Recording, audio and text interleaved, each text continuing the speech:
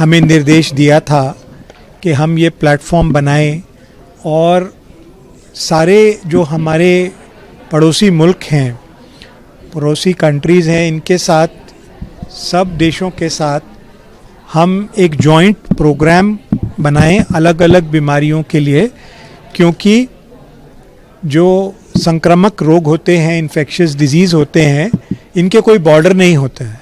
Covid ने हमें दिखाया कि कितनी तेज़ी के साथ कोई वायरस, कोई डिजीज़ कैसे फैलती है। तो अगर हमें अपने को स्ट्रेंथन करना है, अगर हमें अगले पैंडेमिक्स के लिए तैयारी करनी है, तो ना सिर्फ अपने देश में बल्कि आसपास के देशों में भी हमें उस चीज़ को, रिसर्च को स्ट्रेंथन करना है। तो उस वजह से हमने ये मीटिंग बुलाई थी, जिसमें कि इस मीटिंग में 4 देश आए थे और उनसे हमारे कई तरह की बातों पे उनसे विचार विमर्श हुए और कई इस तरह के फैसले हुए कि आगे हम किस तरह आपस में कोलैबोरेशंस बढ़ा सकते।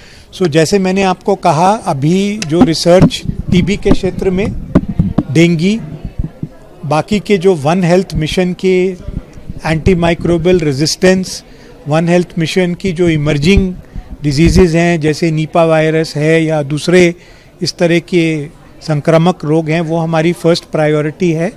पर इसके अलावा जो हमारी प्रॉब्लम्स हैं वो कई कॉमन हैं, जैसे कि नॉन कम्युनिकेबल डिजीज़ जैसे डायबिटीज़ और बीपी और कार्डियोवैस्कुलर डिजीज़, इन सब देशों में बढ़ रही हैं। जैसा कि आपने शायद सुना होगा, कई कंट्रीज़ ने, खासतौर श्रीलंका ने इसका भी जिक्र किया था। और इसके अलावा अनीमिया या चाइल्डहुड मैलन्यूट्रिशन जैसे जो एरियाज़ हैं, वो भी हमारी एक कॉमन तरह की प्रॉब्लम्स हैं साउथ एशिया और साउथ ईस्ट एशिया रीजन में।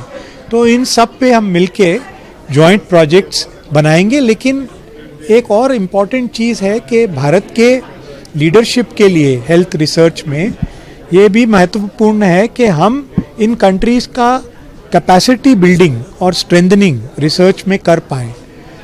और उन कंट्रीज़ की भी ये अपेक्षा है हमसे कि यदि हमारे में ज़्यादा कैपेसिटी है तो हम उस कैपेसिटी को उनके साथ शेयर करें और वहाँ की रिसर्च कैपेसिटी को भी आगे बढ़ाएं। सो आईसीएमआर के भी हम इसकी रिपोर्ट जारी कर देंगे कि इसमें क्या रिस्क है या नहीं है, वो उसको हम शीघ्र ही सबको बता देंगे कि हमारी इसमें क्या रिसर्च क्या कहती है, एविडेंस क्या कहता है, उसके ऊपर हम एक रिपोर्ट ज़रूर देंगे। आईसीएमआर रिसर्च की जितनी स्टडीज़ हुई हैं उनकी सिंथेसिस कर रहा है और उसको सिंथेसाइज करके हम बताएंगे। ऐसा अलग से रिसर्च हम अभी नहीं कर रहे हैं इस पे, लेकिन बहुत सारी रिसर्च इस पे हो चुकी है।